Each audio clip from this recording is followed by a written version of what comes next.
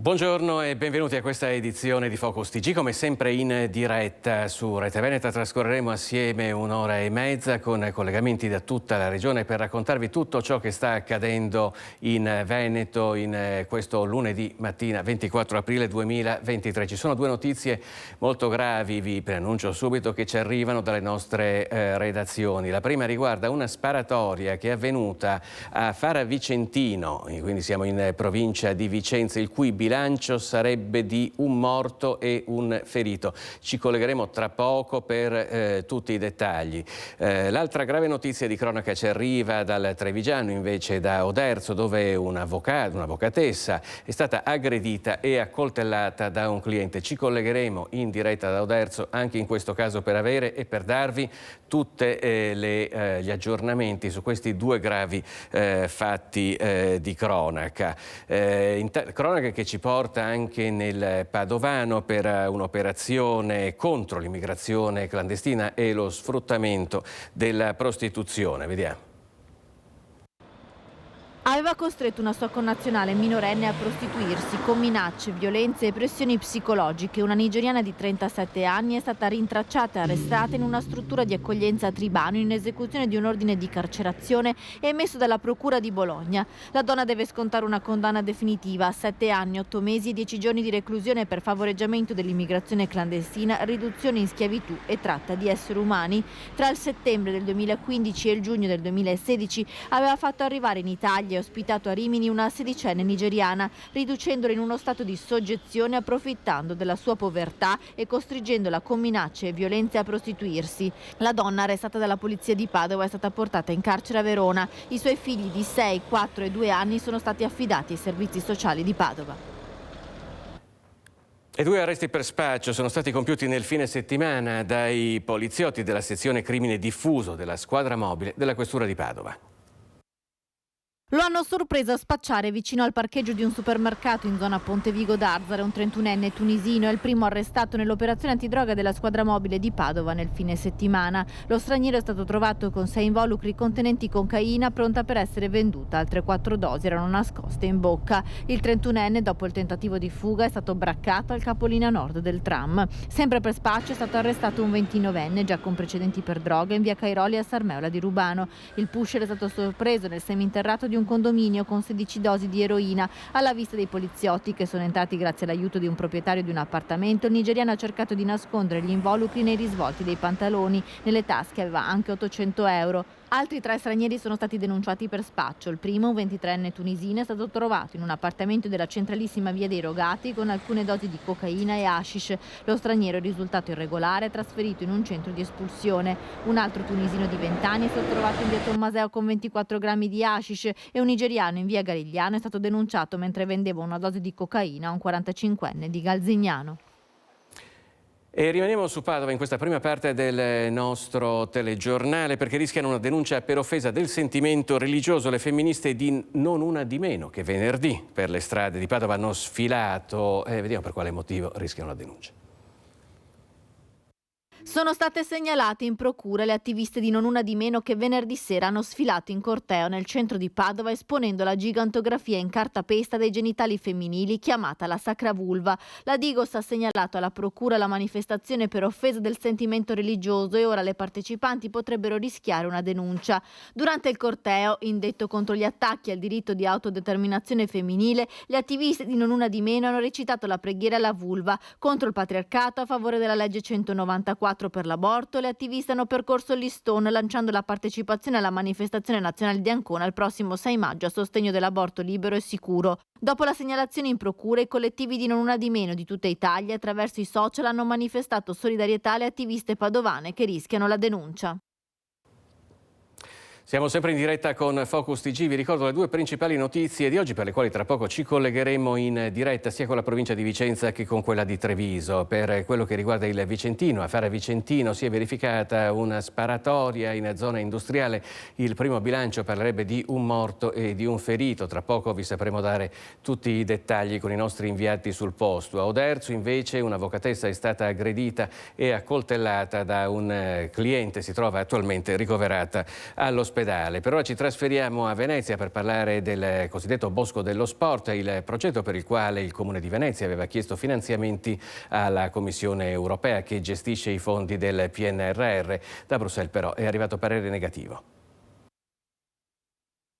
L'Europa non finanzierà la realizzazione del Bosco dello Sport di Tessera con i fondi del Piano Nazionale di Ripresa e Resilienza. L'annuncio è arrivato dal Ministro per gli Affari Europei Raffaele Fitto. Il mese ulteriore di riflessione concesso dalla Commissione Europea per valutare il progetto ha confermato ciò che già filtrava da Bruxelles, tanto che appena una settimana fa era stato lo stesso vice premier Matteo Salvini a criticare la scelta del Comune di Venezia. Se ti danno dei soldi per la sostenibilità, l'innovazione, la riduzione delle emissioni, ma tu li usi per uno stadio, aveva detto al Gazzettino, evidentemente fai una scelta quantomeno bizzarra. La notizia è stata accolta in comune con stupore e contrarietà, in attesa di conoscere le motivazioni di una scelta che all'amministrazione di Venezia appare più politica che tecnica. Diversa la lettura del Partito Democratico. Per la segretaria cittadina Monica Sambo, perdere 93 milioni di investimenti pubblici rappresenta una sconfitta epocale della giunta Brugnaro. Ricordiamo che le opposizioni a tal fine, ancora nell'aprile del 2021, avevano presentato un insieme di proposte che avevano 3 punti cardine: ambiente, casa, lavoro. E da queste proposte e da questi principi che bisogna ripartire fin da subito per rintercettare le risorse europee e dare un futuro alla nostra città. Daniele Giordano, segretario generale della CGIL di Venezia, parla di una notizia sconcertante per quanto prevedibile, ricordando le perplessità del sindacato sul fatto che il progetto potesse essere condiviso dall'Europa. Per questo Bosco dello Sport abbiamo già impegnato l'avanzo di bilancio dell'anno scorso e di conseguenza è fondamentale capire quale sia la copertura finanziaria, se non sia il caso piuttosto di rivedere il tutto, magari anche chiedendo ai privati perché non se lo finanziano loro questo palasport e questo stadio come accade in altre città italiane, anzi. Di sconfissione a tutto campo che arriva dall'Europa e della sconfitta di chi pretendeva di accaparrare soldi pubblici per interessi che erano in massima parte privati, parla invece Giovanni Andrea Martini di Tutta la città insieme.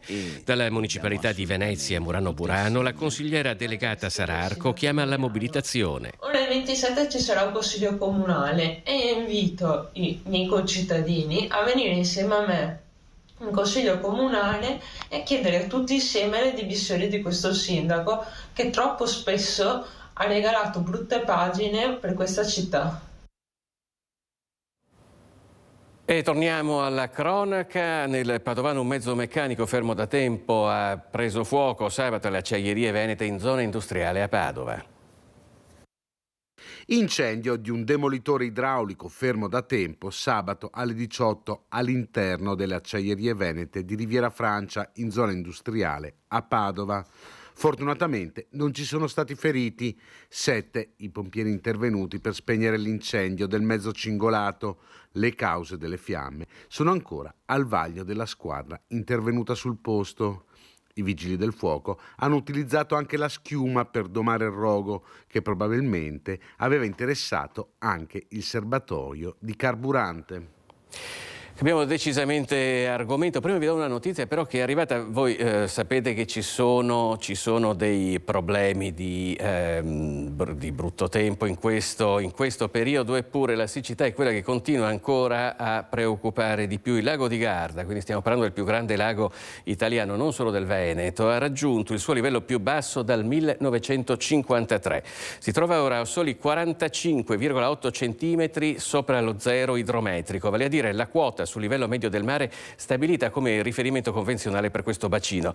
La media generalmente di 109 centimetri negli ultimi 70 anni, 109 centimetri e siamo a 45. Lo indicano i dati del satellite nell'ambito dell'Osservatorio europeo sulla siccità del programma Copernicus. Quindi nonostante le piogge, purtroppo la siccità continua ad essere un problema che preoccupa e non poco, e anche a ragion veduta.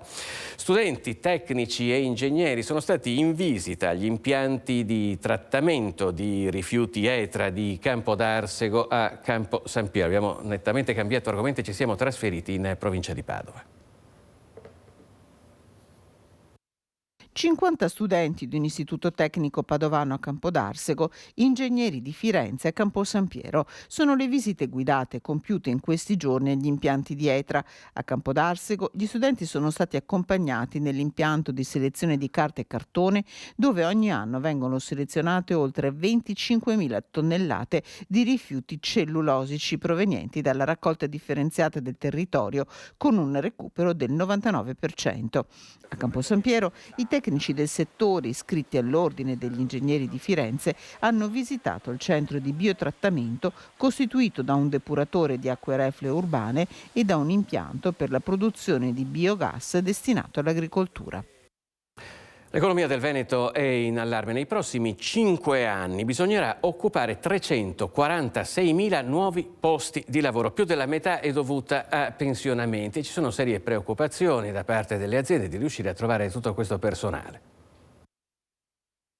Il progressivo invecchiamento della popolazione sta provocando un grosso problema al mondo produttivo veneto. Tra il 2023 e il 2027 andranno in pensione più di 254.000 persone, il 12% dei lavoratori. Considerando che la crescita economica prevista in questo lasso di tempo dovrebbe generare 92.000 nuovi posti di lavoro, nel prossimo lustro il mercato del lavoro veneto richiederà 346.000 nuovi addetti. Secondo la CGIA di Mestre, l'incidenza più elevata di neopensionati sul totale del fabbisogno occupazionale sarà in agricoltura, quasi il 97%, nell'industria l'85% e nei servizi 65,8%. Nei prossimi anni anche in Veneto assisteremo a una forte diminuzione del numero di giovani e un grande esodo di lavoratori verso la pensione. Tutto questo provocherà un impoverimento delle maestranze che penalizzerà le imprese dei nostri distretti produttivi. Nel manufatturiero l'esodo più significativo verso la pensione sarà nell'industria del mobile, quasi il 100%, in quello della carta e in quello del tessile e abbigliamento. Comunque, più in generale, nei prossimi anni tutti i principali settori del nostro Made in Italy rischiano di non poter più contare su una quota importante di maestranze di qualità e di elevata esperienza. Bisogna aprire con grande oculatezza gli stranieri e, senza costringere nessuno, in tempi ragionevolmente brevi aumentare il numero dei diplomati in materie tecniche e i laureati in quelle scientifiche, altrimenti rischiamo di subire un lento e inesorabile declino. Da tempo ormai gli imprenditori denunciano la difficoltà di trovare dipendenti, una difficoltà coperta solo in parte dall'arrivo degli stranieri, e la situazione pare destinata a peggiorare, non solo per effetto della denatalità, ma anche per la cronica difficoltà che ha il nostro paese ad incrociare la domanda e l'offerta di lavoro. Domani il 25 aprile si festeggia non solo la liberazione ma anche il santo patrono di Venezia, San Marco. Noi dovremo essere in collegamento con Alberto Toso Fei, che sul tema naturalmente è un esperto e un'autorità indiscussa. Buongiorno Alberto e grazie della tua disponibilità. Buongiorno Filippo, buongiorno a tutti. Senti, innanzitutto ti chiedo dove sei, perché non vedo sfondi veneziani in questo momento. Allora, stasera sarò a Venezia, ma in questo momento mi sto deliziando, alle mie spalle forse lo intravedete, con il bellissimo anfiteatro Flavio di Pozzuoli. Ah, caspita, perfetto, va bene. E, Alberto, perché Venezia scelse San Marco? Perché originariamente il santo patrono era un altro che ancora si vede nella colonna che c'è in piazzetta San Marco, era Sant'Odaro. Certo, a Venezia non si butta via niente, no? Quindi abbiamo tenuto il vecchio patrono, San Teodoro, un bellissimo santo guerriero di origine greca. Venezia aveva bisogno da un lato di distaccarsi, iniziare un distacco dall'impero bizantino, dall'altro aveva bisogno di sposare un santo molto importante che non avesse un rapporto troppo stretto con Roma. San Marco l'Evangelista fu reputato idoneo, nel senso che secondo la tradizione sembrerebbe che lui a Roma non ci sia addirittura mai stato in vita, e era molto e è molto importante, ed ecco che diventa, no, il patrono per antonomasia. Peraltro Venezia compie uno dei forse il primo caso clamoroso di furto di logo design industriale della storia, perché appunto si impadronisce in qualche modo, in maniera benevola, chiaro, del simbolo dell'Evangelista, che è un leone alato, e ancora oggi se noi in giro per il mondo vediamo un leone alato, difficilmente il nostro pensiero va sull'istante a San Marco l'Evangelista, dopo tutto sarebbe il suo simbolo, ma va a Venezia, che quel simbolo incarna e che in quel leone alato è diventata un tutt'uno. Io non so se si tratti di una leggenda o se ci sia un fondamento storico, diciamo, sul modo in cui poi i resti di San Marco riuscirono ad arrivare a Venezia. Anche questa fa parte della sua leggenda aurea, nel senso noi abbiamo i nomi di Buono da Malamocco, Rustico da Torcello, cioè le persone che materialmente avrebbero portato il corpo, ma non abbiamo una reale evidenza storica. E la dico fino in fondo, noi non abbiamo a tutt'oggi la certezza che, sebbene magari siano state veramente portate, le spoglie che riposano nella cripta siano effettivamente dell'Evangelista. Ma a tutte queste domande la risposta è un'unica affermazione: no, non ha alcuna importanza, nel senso che per i veneziani è stato così e lo è tuttora, lo è stato così anche per i nemici di Venezia, e quindi alla fine tutta questa storia e questa città si fondono sulla narrazione. Venezia è basata su una narrazione. Se pensate che il simbolo per antonomasia, il vessillo della Serenissima, il gonfalone, così amato giustamente,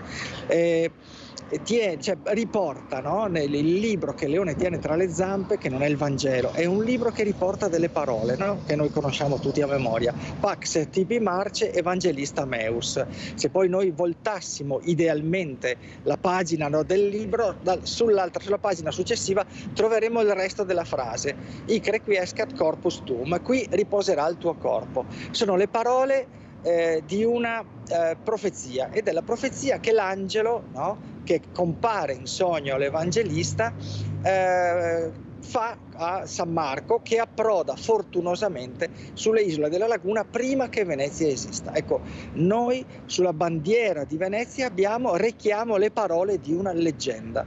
Venezia si basa sulla narrazione, e anche chiaramente la leggenda legata alla rosa che viene al boccolo, che viene regalato nel giorno di San Marco, è ovviamente assolutamente una leggenda, ma è bello insomma anche circondarsi di aspetti di fascinazione, ecco, al di là di quelli storici che sono determinanti e importantissimi. Ecco, tra l'altro credo che la zona in cui avvenne l'apparizione fosse adesso dove c'è San Francesco della Vigna, siamo quindi in Sestiere di Castello, questo lo diciamo così per curiosità ai nostri telespettatori. A proposito di rosa, c'è un evento importante domani.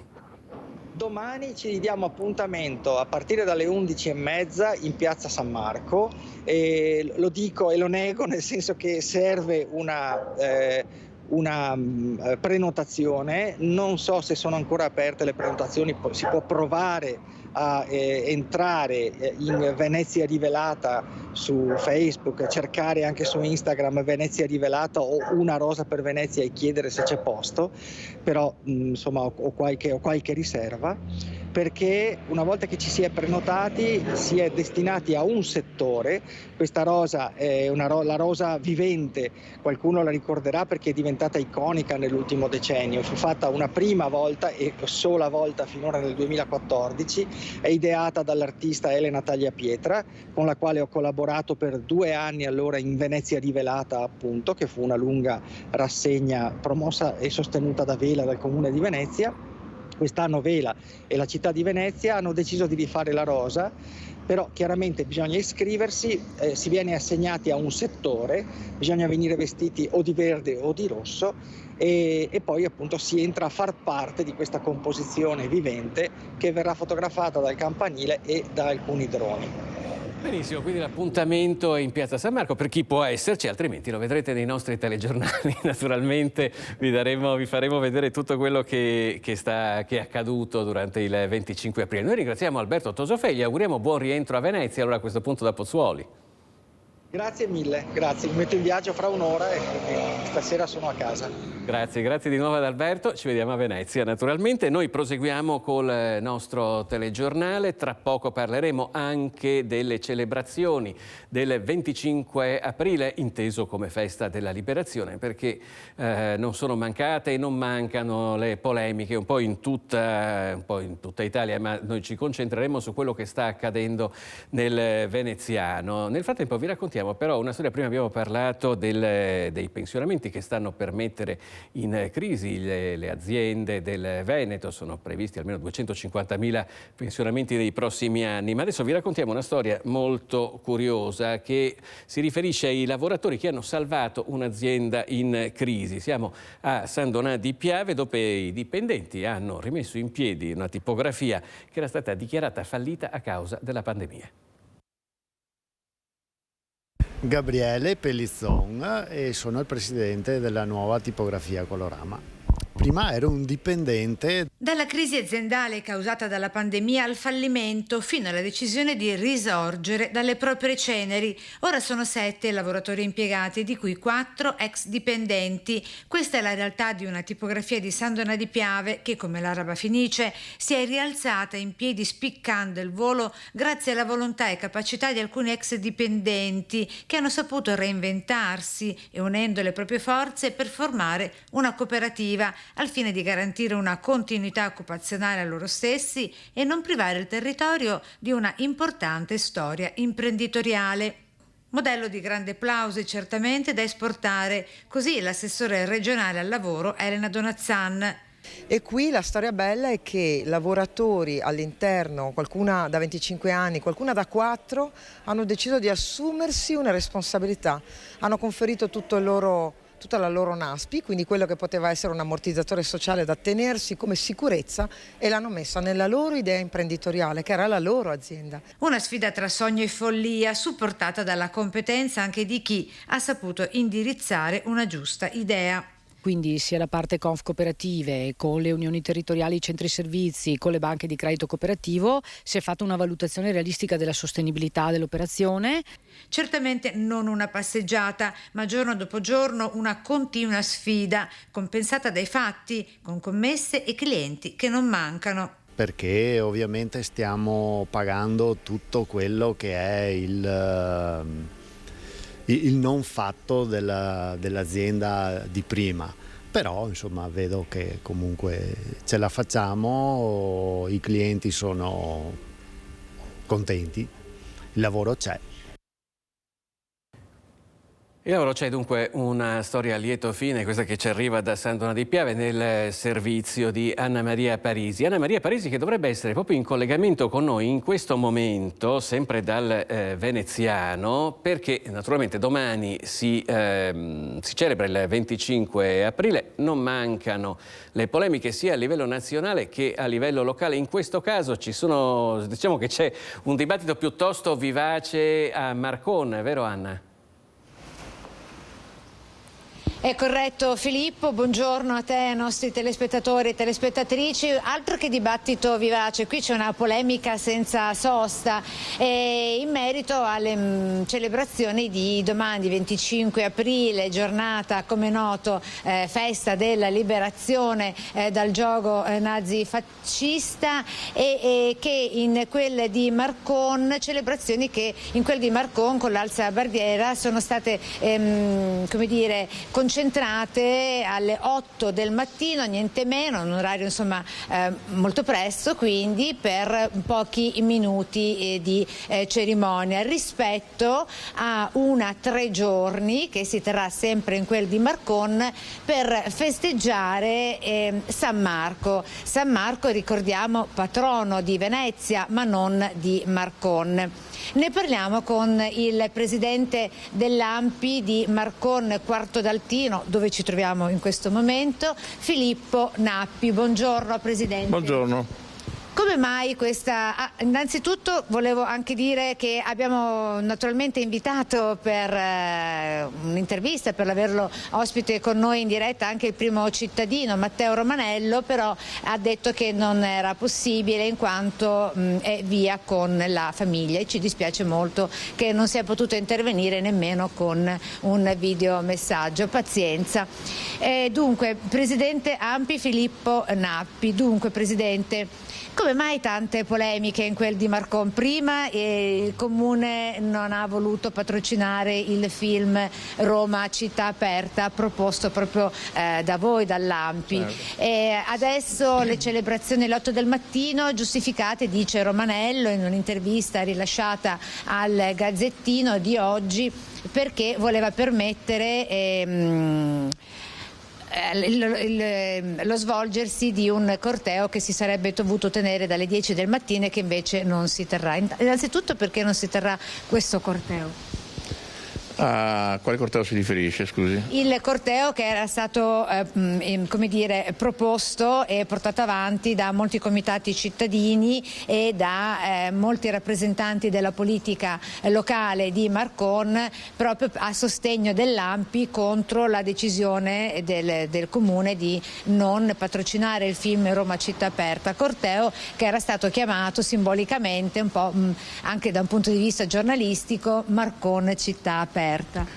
Sì, ho capito. Allora, in sintesi, il corteo, c'era un corteo pensato dalle forze politiche di opposizione al comune di Marcon, il sindaco, che però era un corteo che aveva tutti i connotati dell'antifascismo. Noi come ANPI abbiamo deciso di soprassedere, diciamo, a questo corteo, perché noi siamo un'associazione antifascista, pluralista, e quindi non è che possiamo, diciamo, scendere in campo a fianco di una forza politica o di un'altra politica. Possiamo scendere a fianco di una lotta e di una manifestazione che è antifascista.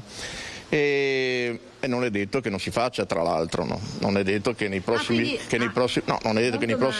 non domani sicuramente, non è detto che nei prossimi giorni si possa ragionare assieme alle forze politiche, e ci tengo a sottolineare, più che alle forze politiche, all'associazionismo democratico, non so, penso alle ACLI, all'ARCI, penso a tante altre situazioni, per poter dimostrare appunto il nostro convinto antifascismo, no, nei confronti anche di un'amministrazione che sembra far di tutto per fare una revisione storica, in sostanza molto importante. Volevo fare semplicemente una battuta relativa alla 3 giorni, no, indetta dal comune di Marcon e dal sindaco Romanello sulla festa di San Marco. Forse ha confuso la festa di San Marco veneziana con il battaglione San Marco dei Lagunari. Perché interverranno anche i lagunari a questi 3 giorni? Interverranno non solo i lagunari a questi 3 giorni, che tra l'altro con lo stemma messo, no, nella locandina comunale, vabbè, contento lui, ma ci saranno dei dibattiti anche, uno relativo addirittura alla nostra presenza in Africa, adesso non so, non ho capito bene, ci ho letto i titoli, ma e un altro appunto invece sulla guerra, eccetera, no? Bene.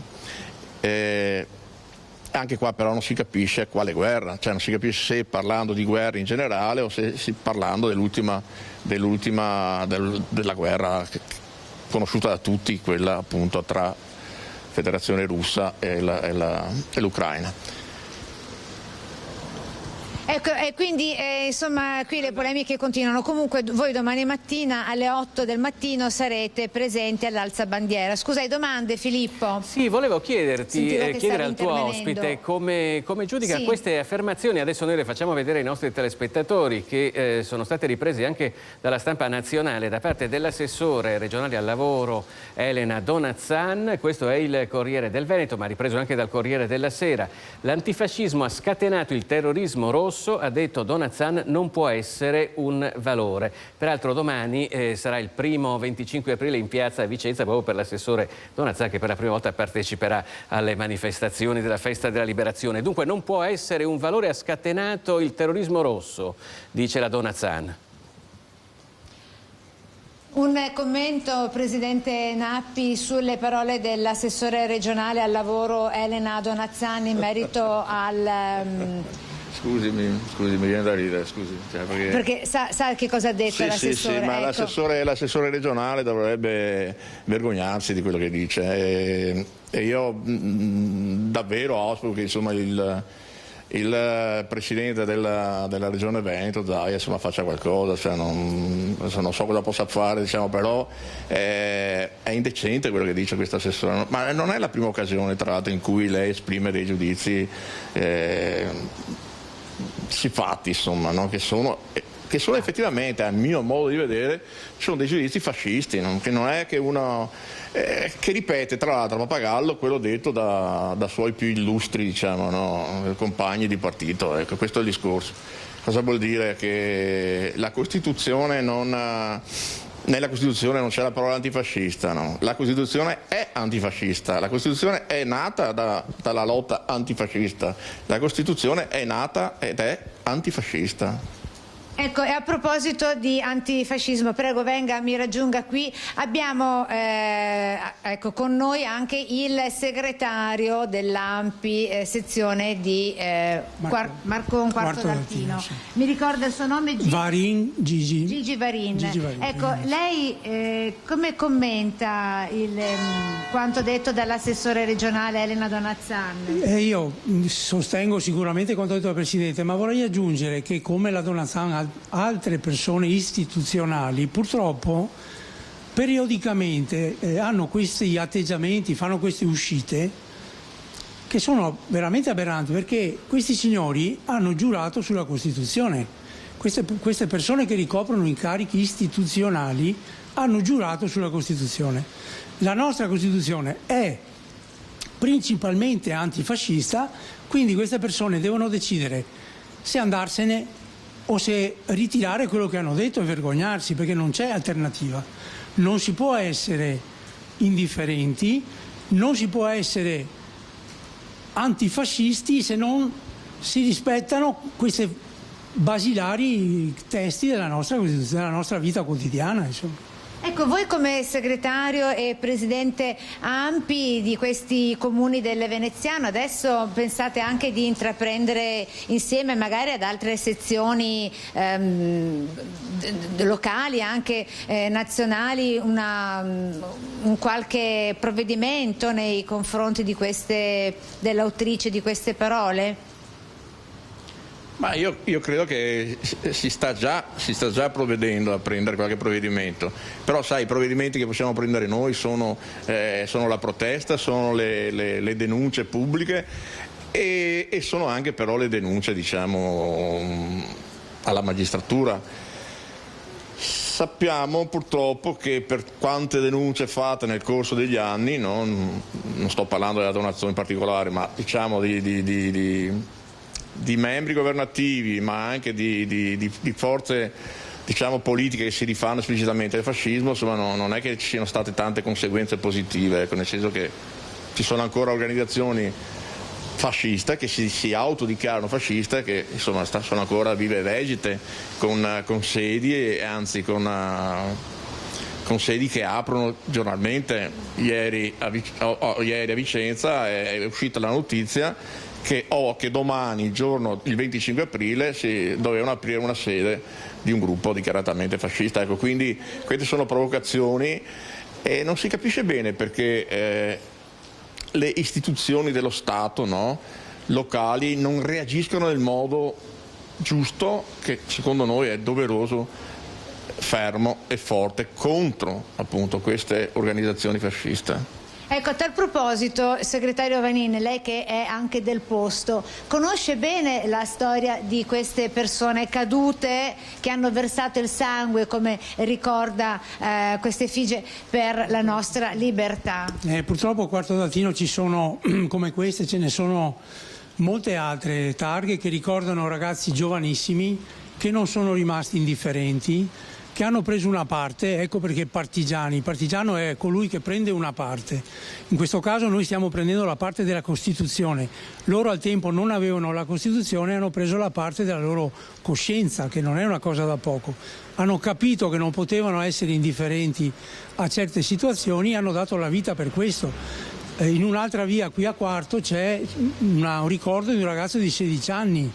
Se noi immaginiamo 16 anni, 20 anni, ragazzi che hanno coscientemente rischiato la vita per la libertà, contro il nazifascismo, non possiamo oggi accettare certe frasi dette senza un minimo rispetto, soprattutto per queste persone, ma per quello che viviamo ogni giorno. L'indifferenza dobbiamo combattere e la volontà specifica che vediamo ogni giorno da parte di cariche istituzionali di voler modificare la storia. Non è possibile, il 25 aprile è il giorno delle celebrazioni della liberazione dal nazifascismo e questo deve essere. Noi saremo presenti a Marcon la mattina, saremo presenti a Canizzano alle 9:30, poi saremo presenti a Quarto, ci sarà anche qui ovviamente con l'amministrazione comunale il giro delle lapidi e alle 11 saremo al monumento principale davanti alle scuole medie dove faremo organizzate sempre qui a Quarto d'Altino. Sì, organizzate dall'Ampi e dal gruppo Bella Ciao, che è una realtà importante di Quarto d'Altino, di persone non indifferenti, e faremo delle letture resistenti dalle 11 a mezzogiorno, quindi invitiamo tutti i cittadini ad essere presenti. Ecco, grazie, a proposito Anna. Di Bella Ciao, se abbiamo ancora qualche minuto di proprio un istante. Va bene, allora ringrazio i nostri ospiti e la linea torna allo studio, grazie. Grazie ad Anna Maria Parisi e ai suoi ospiti, con Paola Barbato per il supporto tecnico. Avete visto, nonostante siano trascorsi 80 anni purtroppo nel nostro paese, certi argomenti non sono diventati patrimonio comune. Vi diamo un aggiornamento su una notizia con cui abbiamo aperto il nostro telegiornale. Vi ricordiamo i due fatti di cronaca per i quali tra poco ci collegheremo in diretta con i nostri inviati. Il primo a Fara Vicentino per una sparatoria in zona industriale, di cui il primo bilancio, da quello che si è saputo, è di un morto e di un ferito. Il secondo invece è l'accoltellamento di una avvocatessa avvenuto attorno alle 10 di oggi a Oderzo.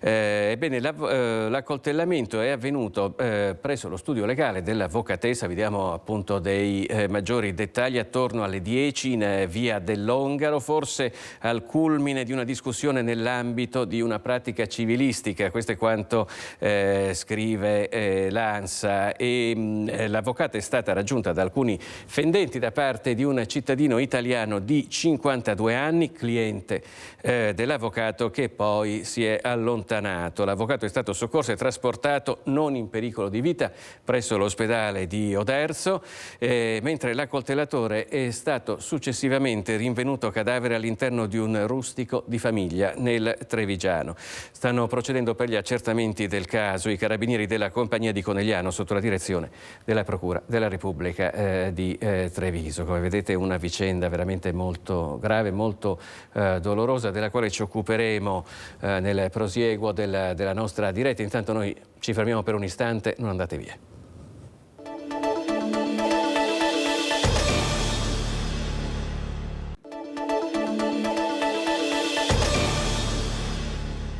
Nuovamente in diretta con Focus TG, ci colleghiamo ora con Vanessa Banzato per un grave incidente, un incidente dall'esito mortale avvenuto nella notte a Marostica. Buongiorno Vanessa. Buongiorno Filippo e tutte le persone che ci stanno seguendo. Purtroppo ancora sangue lungo le nostre strade. A perdere la vita la notte scorsa Alfio Beltramello, 64 anni, residente a Marsan di Marostica, conosciutissimo nella città degli scacchi perché da decenni gestiva il caffè centrale proprio nel cuore di Marostica. Il sinistro è avvenuto attorno alle 22 di domenica lungo la nuova Gasparona. Siamo in territorio comunale di Pianezze all'intersezione con via De Gasperi. Da una prima ricostruzione da parte dei carabinieri di Bassano che sono intervenuti sul posto, pare che Beltramello sia stato colto da un malore. Avrebbe fermato l'auto, una Citroen C2 che guidava appunto in mezzo alla strada, e proprio in quel momento è sopraggiunto un furgone che l'ha centrato in pieno. Per Beltramello non c'è stato nulla da fare, sul posto subito sono arrivati i sanitari del 118, ma per il gestore del locale di Marostica non c'è stato nulla da fare. Sono rimasti illesi invece i 2 occupanti, il furgone che appunto sì, il furgone è andato distrutto praticamente, però loro nulla. La strada, la Nuova Gasparona, trafficatissima come si può ben immaginare, proprio in quell'orario, perché alle 22 di domenica sera c'era tantissimo traffico, però è stata bloccata per più di un'ora, appunto per permettere le operazioni di riduzione dei mezzi, messa in sicurezza del sito e quant'altro. Noi abbiamo fatto un giro proprio nella giornata in centro a Marostica, e la notizia della morte di Alfio Beltramello, conosciutissimo come ho detto poco fa, ha colto di sorpresa tutti quanti. Abbiamo sentito proprio lo sconforto delle persone, di chi, dei colleghi, di chi lo conosceva bene, insomma, in questi decenni di lavoro insieme. E poi nel telegiornale di questa sera proporremo anche tutte le interviste, il cordoglio anche da parte del sindaco di Marostica, Matteo Mozzo. Io intanto vi ricevo la linea. Grazie a Vanessa Banzato. Naturalmente tutti gli aggiornamenti nell'edizione del telegiornale di Bassano del Grappa, in onda in diretta su Rete Veneta questa sera a partire dalle 18:50. Noi intanto ci colleghiamo invece con Vicenza, dove c'è Daniele Garbin per un'operazione della Guardia di Finanza che ha al centro il reddito di cittadinanza. La linea a Daniele Garbin. Sì, buongiorno, grazie della linea. Ci troviamo all'interno della caserma della Guardia di Finanza di Vicenza. Siamo in compagnia del comandante del gruppo di Vicenza, Alessandro Di Stefano, il colonnello. Buongiorno, sì. Siamo qui perché? Perché c'è stata un'operazione importante, soprattutto nel riguardo dei controlli del reddito di cittadinanza. Un controllo particolare ha permesso di scoprire, no, un furbetto di questi che state cercando. Diciamo come è successo. Allora, è un'attività di indagine che nasce nel 2021. In realtà siamo riusciti a individuare un soggetto che nella domanda prodotta all'INPS per ottenere il reddito di cittadinanza aveva omesso di dichiarare il possesso di 2 appartamenti. Inoltre successivamente non aveva integrato neanche l'istanza per dichiarare che un appartenente al nucleo familiare aveva intrapreso un'attività lavorativa. Avuti questi elementi abbiamo potuto segnalare all'INPS il blocco dell'erogazione dei contributi del reddito di cittadinanza e interessare l'autorità giudiziaria, che in questi giorni ci ha consentito di procedere al sequestro della somma dovuta, quindi la somma attualmente spettante di 15.000 euro. Ecco, prosegue questo controllo, no? Da parte del governo c'è anche un'intensificazione. In questo caso è stato difficile che venisse recuperato o comunque individuato questo appartamento, 15.000 euro, quindi è un quartiere qui a Vicenza. Esattamente, qua a Vicenza gli accertamenti bancari non ci avevano consentito di trovare liquidità per 15.000 euro, invece con il sequestro fatto dell'immobile adesso c'è questa garanzia a favore dell'erario che in caso di condanna porterebbe alla liquidazione di questo bene. Ecco, in questo periodo anche avete un periodo di controlli ulteriori, no, a ridosso del ponte, questo anche in provincia, su altre attività. Infatti parliamo un po' di cifre. Allora, sono stati messi in campo è stato messo in campo un notevole sforzo da parte del Comando Provinciale della Guardia di Finanza di Vicenza. Si è proceduto al controllo di circa 500 veicoli solo in questo periodo pasquale fino al ponte, più di 1.000 persone, sono state fatte numerose attività presso attività commerciali al fine di verificare la corretta emissione dei documenti fiscali, individuare merci con segni mendaci, quindi contraffatte, il controllo degli orari delle slot machine con gli orari a tutela contro la ludopatia. E è stato fatto anche un discreto sequestro di sostanze stupefacenti con anche una perquisizione domiciliare. Insomma, non vi fate mancare niente, c'è un po' di tutto, anche questo è un segnale importante. I controlli continuano. Controlli continuano, ci accorgiamo che siamo seguiti molto positivamente dalla cittadinanza, che ci vedono quotidianamente impegnati su tutto il territorio. Va bene, allora ringraziamo il colonnello, auguriamo buon lavoro e con questo restituisco la linea.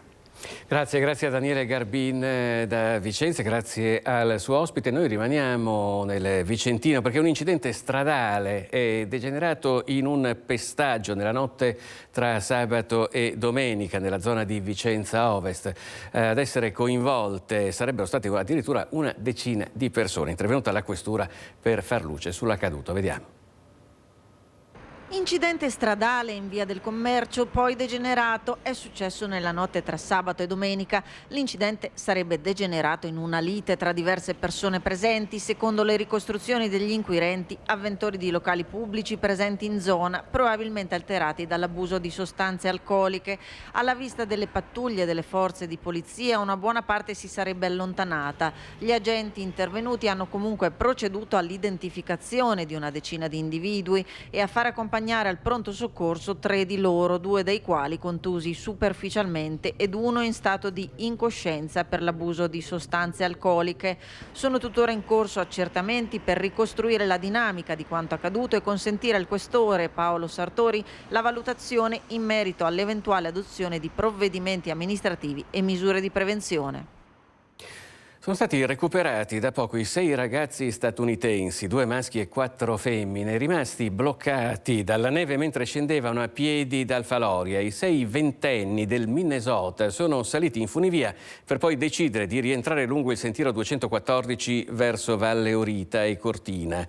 Con abbigliamento inappropriato, senza giacca a vento, i ragazzi si sono presto trovati in difficoltà. Hanno chiesto aiuto per la presenza di nebbia, pioggia, mista a neve. L'elicottero del SUEM di Pieve di Cadore non è potuto intervenire, sono quindi partite le squadre a bordo di motoslitta e quad. Risaliti al rifugio, i soccorritori sono poi scesi per l'itinerario preso dal gruppo, hanno raggiunto i 6 a 2100 metri di quota e li hanno riportati indietro. Dopo averli fatti riscaldare in rifugio, i soccorritori li hanno riaccompagnati dove alloggiavano. Questa è dunque la disavventura e forse per certi versi anche l'incoscienza di questo gruppo di ragazzi del Minnesota. Noi però ora ci spostiamo a Belluno, dove si è concluso tra le polemiche il mandato del Consiglio di gestione della Fondazione Teatri delle Dolomiti. Nel capoluogo davanti al Teatro Comunale c'è Tiziana Bolognani con la presidente uscente della Fondazione, Tiziana Pagani Cesa. Tiziana, a te la linea. Buongiorno a voi da una piovosa Belluno quest'oggi. Siamo davanti all'ingresso del Teatro Comunale, del foyer del Teatro Comunale, e al mio fianco la past president, per usare un inglesismo che tanto, come dire, induce a sospetti e preoccupazioni in questi giorni, la past president della Fondazione Teatri delle Dolomiti, Tiziana Pagani Cesa. Con lei vogliamo fare un bilancio del suo mandato, perché proprio in questi giorni il Comune di Belluno ha provveduto alle nomine della nuova terna del Consiglio di gestione. Dottoressa Pagani Cesa, intanto com'è andata? Che esperienza è stata?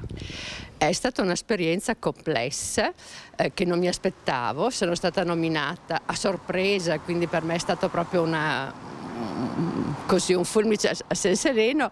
Mi sono messa a disposizione della città con voglia di fare e con un'assoluta continuità rispetto alla gestione di Poloni e del precedente comitato di gestione, che era diventato incompatibile con la nomina, e quindi è stata un'esperienza professionale e anche umana molto interessante.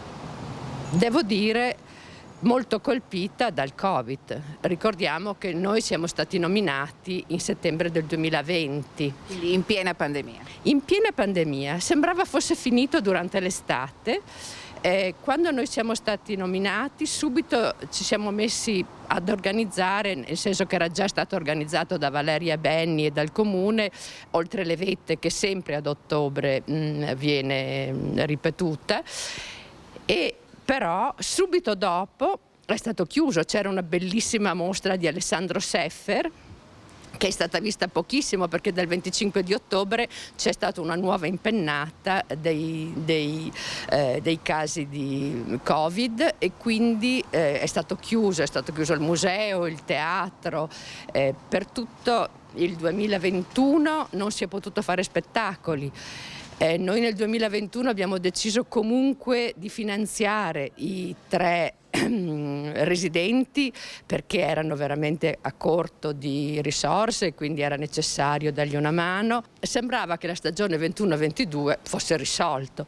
No. Poi ci ricordiamo anche quello che è stato, cioè con la suddivisione, quindi la diminuzione dei posti, è stata una... Il 50%, sì, per tutto il 21 o era chiuso o c'era il 50% di posti disponibili. Ecco, allora, il teatro ha avuto delle perdite immense.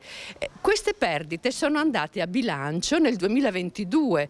I debiti del 21 li abbiamo pagati nel 22. Nel 22 c'è stata, 21-22, una stagione straordinaria. La sottolineatura dell'amministrazione comunale su questo passivo che adesso pesa, diciamo così, sulla nuova gestione è stato un po' fuori luogo, non ritiene?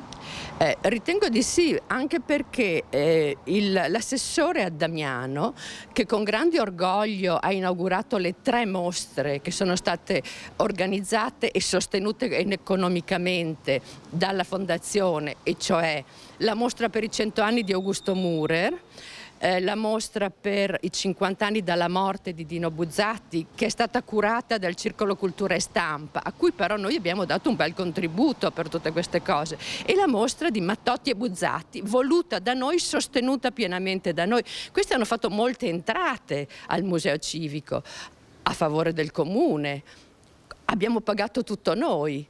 E adesso l'assessore dice: avete gestito male perché c'è un passivo. C'è un passivo di 2 anni di Covid, di 3 mostre completamente sostenute. Abbiamo sostenuto anche l'estate dei residenti. Cioè, le spese di quest'anno sono molto chiare. Il teatro comunale tra spese e ricavi c'ha meno 61.000, che chiaro, cioè tutte le attività teatrali, anche estive, che erano gratuite, sono state gestite, sì.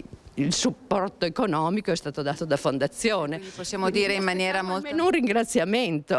Più che una polemica. Più che una polemica, mi aspettavo un ringraziamento. L'offerta che è stata data a Belluno è stata molto elevata e di questo siamo orgogliosi. Credo che sia orgogliosa anche la città di poter aver avuto questa opportunità di cultura molto studiata, nulla è stato lasciato al caso. Ringraziamo Tiziana Pagani Cesa, le auguriamo ogni bene anche per il suo prossimo futuro, anche professionale, e noi vi restituiamo la linea qui da Belluno. A voi. Grazie a Tiziana Bolognani da Belluno e alla sua ospite. Noi ci colleghiamo da Belluno, passiamo subito a Fara Vicentino, dove dovremmo essere collegati in diretta con Alex Iuliano. La notizia ve l'abbiamo anticipata in apertura del nostro telegiornale: una sparatoria è avvenuta nella zona industriale, ci sarebbe anche una vittima. Siamo a Fara Vicentino, quindi più o meno tra Tiene e Marostica. Alex, buongiorno, quali sono le ultime novità allora? Buongiorno Filippo, buongiorno allo studio, ai telespettatori che ci stanno seguendo. Hai detto bene, noi siamo a Fara Vicentino, siamo praticamente ai confini con Breganze, dove questa mattina, poco dopo le 11, si è verificata una drammatica sparatoria. Chiaramente tutta la dinamica dei fatti è ancora da ricostruire, c'è un forte riservo da parte delle forze dell'ordine. Come potete vedere alle mie spalle, l'accesso a via Crosara, dove è avvenuta la sparatoria, è inibito sia chiaramente al traffico, ai passanti, che anche alla stampa. Non si può oltrepassare questi nastri. Che cosa è successo? Questa mattina, dicevamo, poco dopo le 11, un cittadino di origini marocchine, siamo quasi certi che si tratti di un cittadino di 40 anni, ripeto, usiamo ancora il condizionale su alcuni dettagli proprio perché non è stata ancora resa nota l'esatta dinamica dei fatti. Questa persona scalza a piedi avrebbe attraversato via Crosara con una pistola d'ordinanza, una pistola con la quale ha fatto fuoco, ha sparato e ha ferito gravemente all'addome un agente delle forze dell'ordine della polizia locale Alto Vicentino, un 32enne, si tratta di Alex Frusti. La vittima è invece il 40enne marocchino e è stata una mattinata di vero e proprio Far West. Noi abbiamo intercettato la voce di alcuni residenti che hanno confermato almeno una decina di spari, una decina di colpi. Qualcuno si è affacciato dalle finestre che danno su via Crosara, convinto che si trattasse di qualche fuoco d'artificio, addirittura di qualche petardo. Insomma, non ci sono state ravvisaglie di quello che di lì a poco sarebbe successo, di quello che stava succedendo proprio mentre venivano sparati questi colpi di pistola. Ora tutto è ancora chiaramente al vaglio degli inquirenti, la dinamica dei fatti, l'abbiamo detto, è ancora da chiarire, però i punti certi di questa drammatica vicenda di cronaca che ha scosso non solo la comunità di Fara Vicentino, ma chiaramente tutto l'ambiente è questa: un uomo di origini marocchine, lo ripetiamo, un 40enne scalzo, si presume in stato confusionale, si presume sotto magari anche l'effetto di qualche medicinale o di qualche sostanza stupefacente, con fare titubante, con un'andatura diciamo traballante, ha attraversato a piedi la via e ha iniziato a sparare, quindi a rivolgere la sua pistola, una pistola d'ordinanza, ferendo, lo ripetiamo, gravemente all'addome l'agente della polizia locale Alex Frusti, che attualmente si trova al San Bortolo di Vicenza. Le sue condizioni non sarebbero tali da considerarlo in pericolo di vita. Come potete vedere sul posto sono intervenuti immediatamente i carabinieri, il SUEM, ci sono tutte le forze dell'ordine che stanno cercando di ricostruire l'accaduto. Se Renzo Rigon riesce a farvi vedere, vedete per terra ci sono i numeri che contrassegnano i bossoli della pistola che sono stati rinvenuti, o comunque ci sono almeno, vediamo da qui perché non siamo vicinissimi, vediamo almeno 7 cartellini gialli, 7 numeri che appunto vanno a identificare la zona sul terreno dove sono stati ritrovati i bossoli, dove comunque ci sono degli indizi che aiuteranno gli inquirenti a ricostruire questa sparatoria. Ripeto, tutti coloro che hanno sentito e che abitano qui nelle vicinanze, che hanno sentito i colpi, sono rimasti atterriti dalla raffica di spari e dai rumori che chiaramente hanno reso questa via, questa zona di Fara Vicentino una zona off limits, dicevano appunto un Far West che ha terrorizzato tutti. Tanti hanno addirittura chiuso le persiane proprio per ragioni di sicurezza. Noi chiaramente continueremo a monitorare la situazione, a raccogliere informazioni. Per quello che riguarda Fara Vicentino, si tratta di una strada molto, molto trafficata, perché abbiamo detto che la sparatoria è avvenuta in un orario, non è avvenuta di notte, per cui in un momento in cui sostanzialmente potevano esserci diverse persone in giro. Il bilancio, l'hai detto, è pesantissimo perché si parla di una persona deceduta e di un ferito grave, ma poteva andare anche molto molto peggio, a giudicare dall'ora e dal luogo, perché io vedo lì c'è l'ingresso del paese, ho visto il cartello stradale.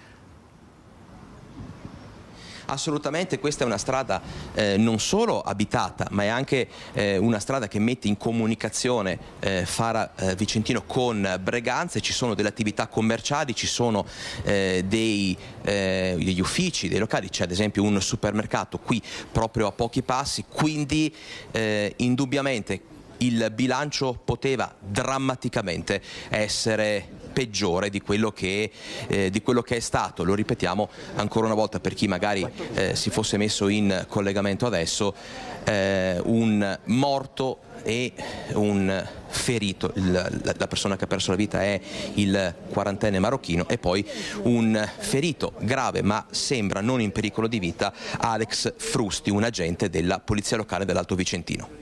Grazie Alex, e naturalmente per tutti gli aggiornamenti rimandiamo anche alle prossime edizioni del nostro telegiornale. A partire da questa sera il telegiornale di Bassano del Grappa in onda in diretta come sempre alle 18:50. Poi naturalmente se ci saranno degli aggiornamenti mentre siamo in diretta non esiteremo a darveli. Per il momento ci fermiamo per un istante e poi ritorneremo con un collegamento, ci collegheremo con Padova.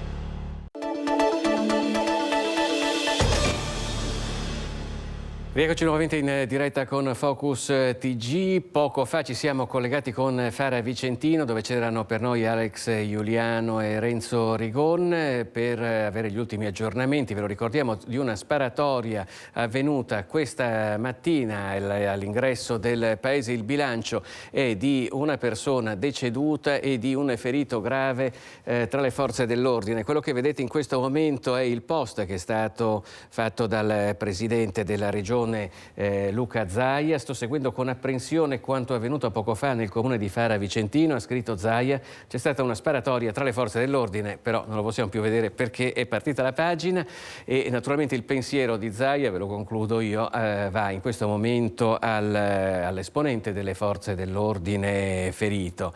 Uomini e donne, quelli delle forze dell'ordine, che quotidianamente prestano il loro servizio. Tra l'altro sono sempre più le donne e i giovani che si arruolano nelle file dei carabinieri trevigiani, che si preparano così al 143esimo corso annuale per allievi. Vediamo.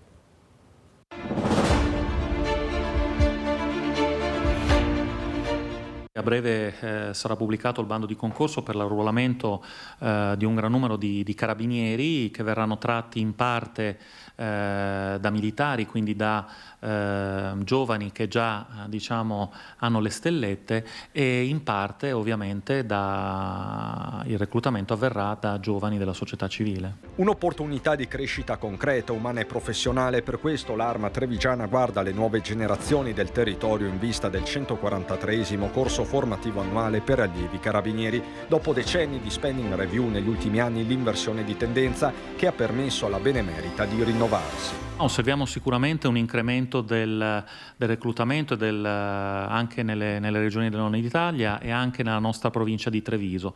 Sempre più giovani e donne attratti da questa professione, che consente di rispondere alle molteplici sfide che la società ci propone. Non solo lotta alla criminalità classica, furti e spaccio, controllo del territorio e sicurezza stradale, ma anche le nuove frontiere della tutela ambientale, del patrimonio artistico, del lavoro e della sanità, spesso con l'aiuto delle tecnologie più avanzate. Tutta una serie di settori dove questi carabinieri una volta arruolati si troveranno a confrontarsi e potranno fornire il loro servizio alle comunità. I posti a disposizione in tutta Italia sono oltre 4.000. Il messaggio che parte dal comando di Via Cornarotta è diretto. Il mio appello è quello di cogliere questa opportunità al volo.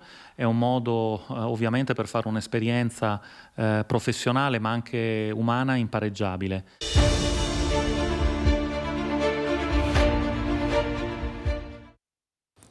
Diamo uno sguardo anche a quello di cui si occupa la stampa nazionale. Domani è il 25 aprile, abbiamo parlato delle polemiche che ci sono in Veneto. Ci sono polemiche tra destra e sinistra, ma ci sono anche polemiche all'interno del centrodestra. Vedete, questa è la Repubblica e si parla dell'uscita dell'ex segretario di Alleanza Nazionale Gianfranco Fini, che aveva chiesto in occasione del 25 aprile una presa di distanza molto netta a Giorgia Meloni sul sul fascismo e Repubblica titola Gelo su Fini dopo l'attacco a Meloni. Da Fratelli d'Italia risponde Lollobrigida, che peraltro è il cognato della Premier. L'ex leader di Alleanza Nazionale, dice il ministro, viene spesso strumentalizzato dalla sinistra. L'unica certezza è che Giorgia Meloni è riuscita in quello che lui non è stato in grado di realizzare. Quindi il dibattito, diciamo, è molto vivace anche all'interno del centrodestra. E in occasione di questo ponte si prevede un pienone di turisti in diverse località del Veneto, tempo permettendo, soprattutto nelle città d'arte, Venezia in primis, ma anche a Padova. Noi adesso ci colleghiamo con Valentina Visentin per gli ultimi aggiornamenti sulla situazione turismo a Padova. A te la linea, Valentina. Buongiorno da Padova, lo vedete, ponte del 25 aprile, la città presa d'assalto dai turisti. Ci troviamo alla Basilica del Santo, una meta molto scelta non solo dai pellegrini, dai fedeli, ma anche dai tanti turisti che arrivano dall'estero. Vedete le code che ci sono già all'ora di pranzo e vedete nelle due entrate della Basilica le file dei turisti. 25 aprile un ponte che è stato scelto da tantissimi turisti per visitare Padova, ma in generale tutto il Veneto, che si conferma una delle mete più scelte, con l'80% delle presenze e quindi tra le migliori regioni d'Italia proprio per la scelta turistica. Padova, con il suo patrimonio UNESCO dell'Urbs Picta, già quest'anno ha manifestato un trend davvero da record per quanto riguarda le presenze. Sono oltre 77.000 da inizio anno, quindi un'annata davvero importante che non si vedeva già dai tempi prima della pandemia. Siamo andati un po' in giro a sentire da dove vengono i turisti per questo ponte del 25 aprile. Sono tanti quelli italiani che, appunto, approfittando di queste giornate di stop dal lavoro, hanno scelto la città. Ma andiamo a vedere un po' da dove vengono i turisti e perché hanno scelto Padova. Da Busto Arsizio. Come mai avete scelto Padova? Allora, noi in realtà siamo stati a Venezia e adesso per il ritorno a casa abbiamo deciso di fare una tappa qui a Padova per visitarla. Qui a Padova cosa vi piace? Padova siamo appena arrivati, quindi non l'abbiamo ancora girata, io non ci sono mai stata. Quindi, cosa andate a vedere? Adesso la piazza, come si chiama? Che ci hanno detto, cos'è, la Basilica? Dove c'è Sant'Antonio e poi a fianco c'è quella piazza enorme che non mi ricordo come si chiama. Sì, bravissima. Prato della Valle? Ok, Prato della Valle. Sì, molto famosa, molto conosciuta per questa Padova, comunque. Da Catania. E come mai avete scelto Padova? In realtà nostra figlia abita qui, quindi siamo venuti a trovare lei. Cosa vi piace della città? È bella, tranquilla soprattutto, perché noi al sud, diciamo, abbiamo un po' più di caos, macchine, invece Padova mi piace tantissimo. No, siamo appena arriviamo da Pordenone, a San Quirino, eravamo a Mantova e di passaggio ci siamo fermati a fare una visitina a Padova. Quindi è la prima volta che siete in città? Sì, è la prima volta che portiamo le nostre figlie, per me è un return perché ho studiato a Padova. Cosa vi farete vedere alle ragazze? Sicuramente ci stiamo recando verso il Santo, Prato della Valle e poi la parte centrale, quindi il Bo, Piazza delle Erbe, dei Signori e Piazza Capitaniato. Where are you from? Germany. Is the first time in Padova? First time in Padova, right. What do you like of the city? I like the whole city. It's a nice city. Ma lei accompagna i turisti in giro per la città? Come sta andando questo ponte del 25 aprile? Del city sightseeing, mi sembra ci sia molto movimento, poi il tempo oggi non aiuta particolarmente perché magari un po' più caldo aiutava un po' il bus, però comunque dai, c'è un po' di movimento. Direi che Padova si sta risvegliando, come tutti dopo il Covid.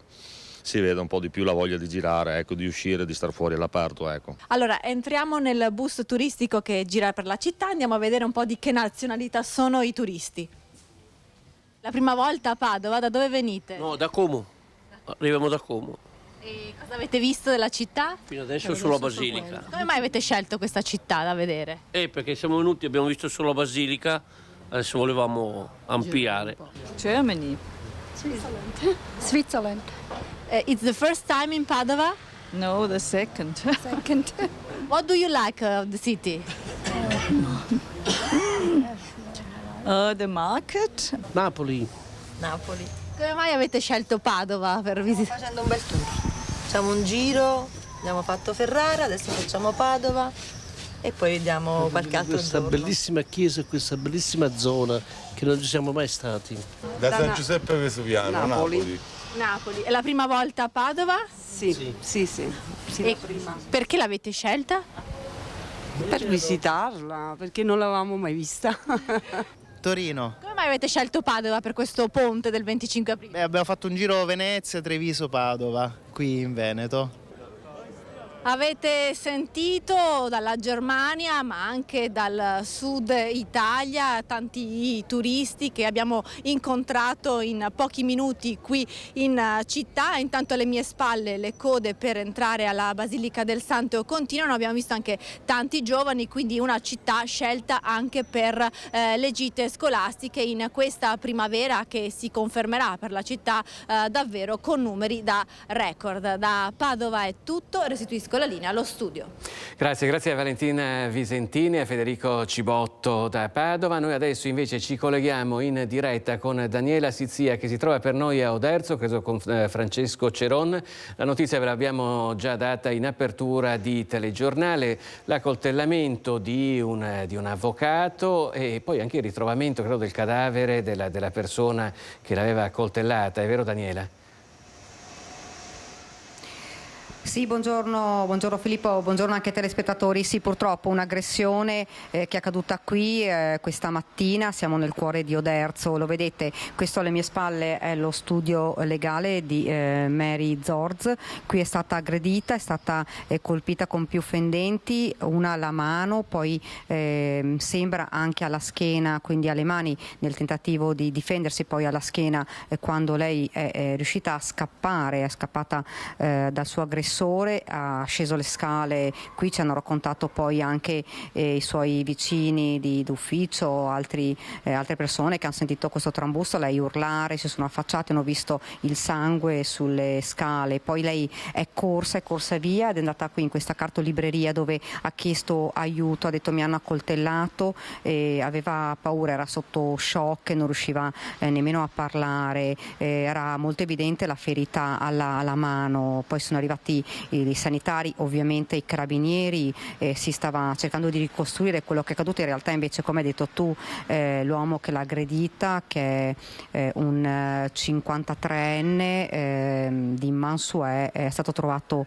cadavere poco dopo il fatto. Sul posto lì ci sono anche i carabinieri. Lei è stata portata in ospedale qui a Oderzo, non è in pericolo di vita, però ovviamente le ferite sono ferite profonde e come vi dicevo anche il titolare della cartolibreria ci ha raccontato che la donna non riusciva a parlare, che chiedeva di essere guardata, aveva paura di avere altre ferite. Alla base di questa aggressione probabilmente una causa civilistica, ma si sta ricostruendo, sembra che l'uomo fosse un infermiere di Oderzo, probabilmente aveva con lei una causa. Adesso saranno i carabinieri a ricostruire quanto è accaduto, un appuntamento che era fissato da tempo, ci hanno detto, quindi l'unica cosa che è certa è che l'uomo è arrivato ed aveva insomma in mano un coltello, quindi insomma probabilmente un'azione premeditata. Ovviamente poi sentiremo i carabinieri, il sindaco è scioccato, dice mai è accaduta una cosa del genere, poi dice insomma una psichiatra che è stata uccisa, un avvocato che viene colpito, i medici che vengono aggrediti ogni giorno, dice è una situazione davvero difficile e qui non possiamo più essere sicuri di niente e tutti i lavori diventano pericolosi, ci ha detto la sindaca qui di Oderzo. Questo è quanto è accaduto qui, che siamo fra l'altro nel cuore di Oderzo. Infatti quando lei è scappata qui fuori piena di sangue c'erano anche tantissimi passanti che l'hanno aiutata, l'hanno soccorsa e l'hanno appunto, lei poi è entrata in questa cartolibreria dove ha chiesto aiuto, dove ha atteso il suo M118. Filippo, da Oderzo qui sono le domande, è tutto. Sei stata assolutamente esauriente, naturalmente rimandiamo i nostri telespettatori agli aggiornamenti che daremo nel corso dei nostri telegiornali questa sera. Grazie a Daniela Sizzia da Oderzo, vi ricordo quanto accaduto nella cittadina della Marca Trevigiana. Un'avvocatessa è stata coltellata da un cliente, il cliente poi è stato ritrovato privo di vita in una sua abitazione. E l'altra notizia importante di cronaca di oggi, la sparatoria che si è verificata questa mattina a Fara Vicentino, il bilancio è molto pesante, un morto e un ferito grave tra le forze dell'ordine. Prima ci siamo collegati in diretta con Alex Giuliano. La persona che ha perso la vita è un giovane di origine marocchina, il ferito invece della polizia locale. E ora parliamo di 118, parliamo di assistenza proprio per le ferite, perché questa sta proprio per diventare anche una materia scolastica. Vediamo. È importantissimo. Pensiamo solo e parliamo solo dell'arresto cardiaco, poi ci sono moltissime altre manovre nel caso di soffocamento, in caso di trauma che si possono mettere in atto, ma mantenendo un attimo il focus sull'arresto cardiaco, pensiamo che ogni anno in Italia si assiste a 60.000 arresti cardiaci e cioè praticamente uno ogni 9 minuti. E l'unica possibilità di salvare la vita è legata a due cose: un tempestivo inizio del massaggio cardiaco, precoce, immediato, e l'utilizzo del defibrillatore. Ogni minuto che passa dall'applicazione del defibrillatore si perdono 10 probabilità su 100 di salvare una persona in arresto cardiaco. Da qui l'importanza innanzitutto di sempre rimanere calmi, cercare di rimanere calmi a fronte di una situazione di emergenza di una persona in arresto cardiaco che si riconosce perché non respira, non ci serve cercare altro, basta vedere che non respira, è in arresto, chiamare tempestivamente i soccorsi e sapere che l'operatore dà anche le indicazioni. Se una persona non ha mai fatto un massaggio cardiaco in vita sua, se mantiene la calma e ascolta quello che l'operatore gli dice, è in grado di farlo. Così come si è in grado di usare un defibrillatore anche se non lo si è mai usato prima. Sono strumenti molto semplici e l'operatore è in grado di guidare la persona per fare una defibrillazione. Poi, ancora più importante, ma sin da piccoli, avere confidenza con le manovre di soccorso, così che laddove avvenga un evento in cui servono si ha già uno schema mentale e si procede con le manovre. Ecco, sarebbe importante che fosse una materia di istruzione scolastica curricolare allora. Ma lei sfonda la porta. In Germania a 12 anni fa parte proprio del percorso curricolare, ma sicuramente lo faremo anche qua. In questo territorio nostro andiamo orgogliosi perché abbiamo una performance di attivazioni di massaggio cardiaco sulla scena, sull'evento, che è assolutamente superiore rispetto alla media nazionale che è del 15%. Noi abbiamo una performance migliore, ma vogliamo che aumenti perché davvero si fa la differenza fra la vita e la morte. Ecco, dottoressa Ferramosca, un'altra manovra altrettanto importante da eseguire con tempestività è quella della disostruzione delle vie respiratorie. Della settimana scorsa la notizia di una mamma che è riuscita a salvare il suo bambino proprio perché aveva imparato durante le vacanze estive in un corso fatto in spiaggia, in una dimostrazione in spiaggia, questa manovra. Assolutamente vero, il soffocamento, soprattutto nel bambino piccolo, a volte anche nell'anziano, è una situazione drammatica che può condurre a morte ed è una situazione che invece si può affrontare, quindi si possono salvare sia i bambini che gli anziani e le persone in genere. Sono manovre non difficili. Anche in questo caso l'operatore, e ne abbiamo testimonianza perché è successo un anno fa circa, che una mamma appunto aveva un bambino che era già in arresto per soffocamento e è riuscita a mantenere la calma e attraverso le parole dell'operatore ha eseguito le manovre per la disostruzione. Sono le manovre di Heimlich nel paziente che ancora è cosciente. Se una persona in soffocamento va in arresto, la manovra è di nuovo il massaggio cardiaco. Quindi importantissimo conoscere queste manovre perché salvano la vita. Dunque, tutte informazioni che è bene tenere a mente. Noi parliamo di sport adesso perché si è confermato un evento dalla vocazione internazionale, la Padova Marathon, con atleti che provenivano da 53 nazioni diverse. Vediamo com'è andata.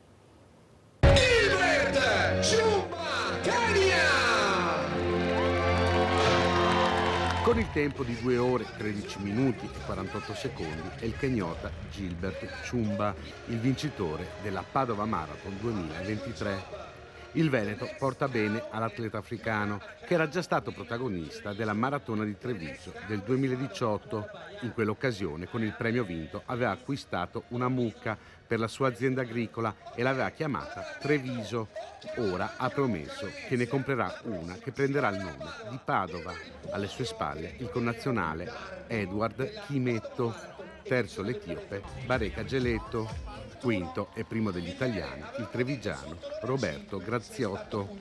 Tra le donne a trionfare, fermando il cronometro a 2 ore 30 minuti e 45 secondi, è l'ugandese Deme Tigist Bikila. Seconda a 1 minuto l'ugandese Nancy Keptegei. Distanziata la rappresentante del Burundi Cavallini Nahimana.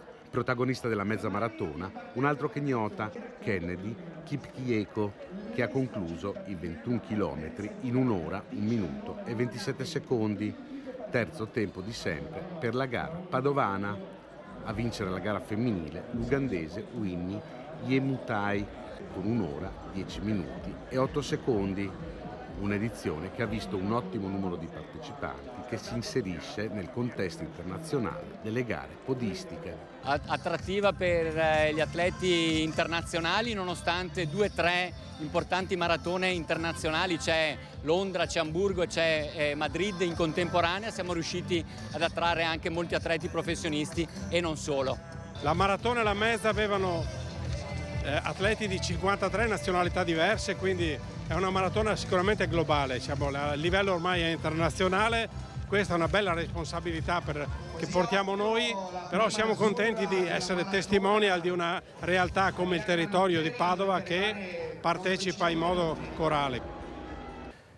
Ma ieri a Padova è stata anche la corsa e la festa di tanti podisti amatoriali che hanno partecipato alle gare non competitive della stracittadina.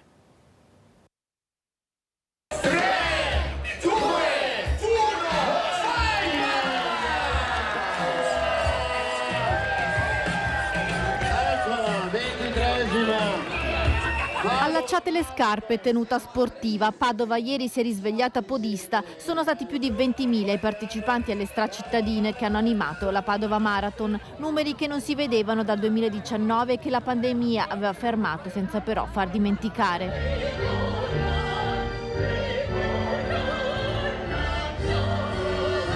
L'inno nazionale, poi si corre o si cammina inondando la città e i suoi argini. I percorsi sono per tutti i gusti, 1 chilometro, 5 chilometri, 10 chilometri. I partecipanti sono di tutte le età.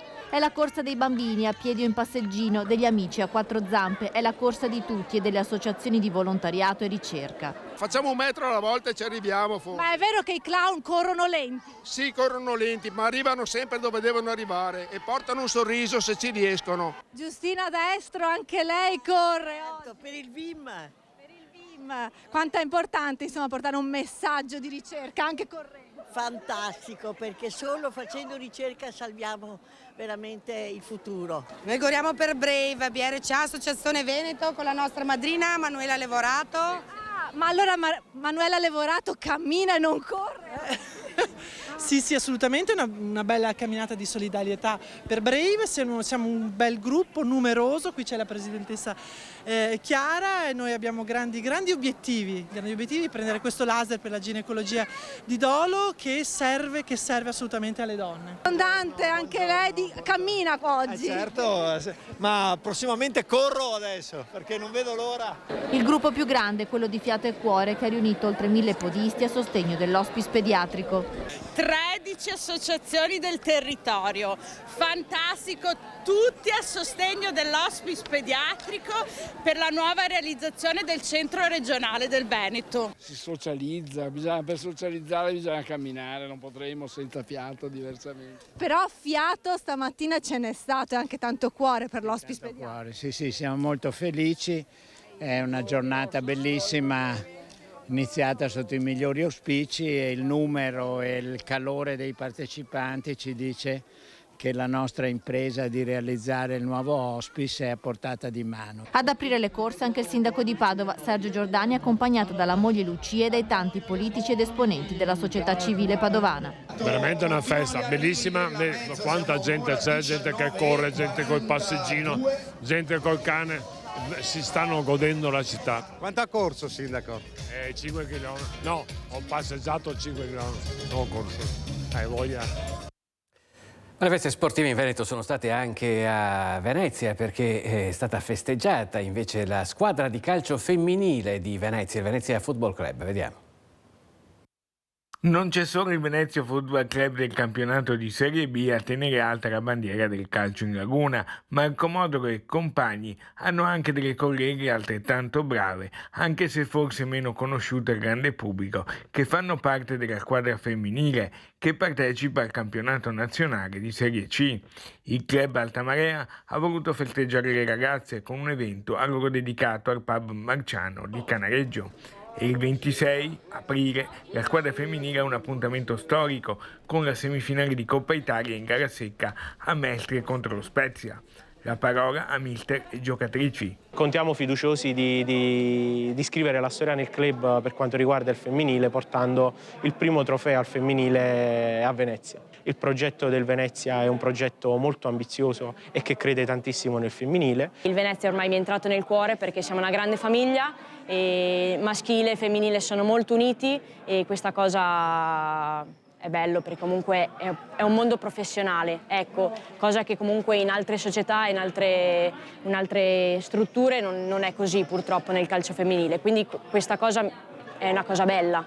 Merito agli organizzatori che hanno pensato a una festa tutta dedicata al calcio in rosa. Volgiamo il nostro sguardo anche al settore femminile ed è giusto fare così perché per esempio nel nostro club, che quest'anno annovera più di 180 soci, più di 30 sono socie donne. Ci siamo chiesti come mai la squadra femminile viene trascurata ed è nata così spontaneamente l'idea di interessarci anche a loro. Un po' alla volta ci siamo accorti che effettivamente è un mondo di cui non si occupa nessuno dei club, che sono tutti concentrati sul calcio maschile. Certo, il calcio femminile è diverso ed è forse più difficile da seguire.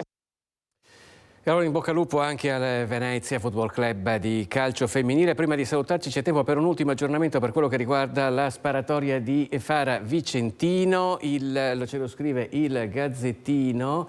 La persona rimasta uccisa, l'abbiamo detto, è un marocchino, il ferito è un agente quarantenne della polizia locale, si tratta di Alex Frusti della polizia locale Alto Vicentino. Dalle primissime notizie pare che l'uomo rimasto ucciso fosse fuori di sé e stesse urlando in mezzo alla strada alla Akbar, poi era riuscito anche a sottrarre una pistola ad un agente iniziando a sparare. Questa è una notizia, l'altra che voglio ricordarvi in chiusura del nostro telegiornale, l'accoltellamento di un'avvocatessa a Oderzo da parte di un cliente che poi è stato ritrovato privo di vita. L'avvocatessa è ricoverata in ospedale, non è in pericolo di vita. Con questo per ora da Focus TG è tutto, vi rimando ai nostri telegiornali di questa sera, grazie per averci seguito e arrivederci.